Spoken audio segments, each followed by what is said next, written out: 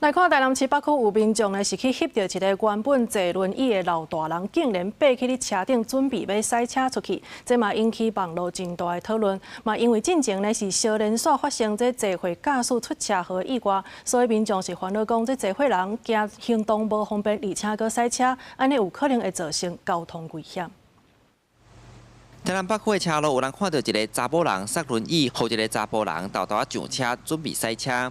这个画面互徛在咧路边的民众翕落来，因为今年5、6月份发生几啊站坐会人驶车严重车祸代志，难免民众会心惊惊，烦恼行动不方便，去驶车会发生意外，引起讨论。有当时也就爱考虑家己的迄个反应上啦，有当时也反应你迟钝啊，就危害到别人的安全啊。坐轮椅就不要再开车，会影响到别人的交通问题。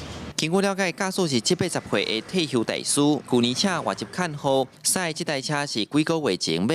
有朋友捌考考年岁大，较慢驶车。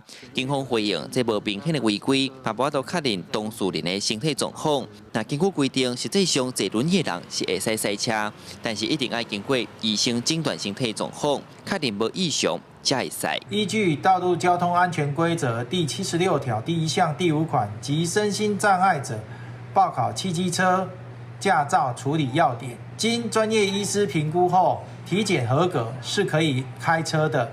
这一点请民众放心。驾驶人倘若体格体能发生变化时，需经专业医生评估换发有效驾照。 监理站嘛讲，这款情形因下载会主动关怀参通知。另外，监理站定期会寄关怀通知书，予个人驾驶人，民众会当依照通知书内容的评估，确定敢是会使继续驶车。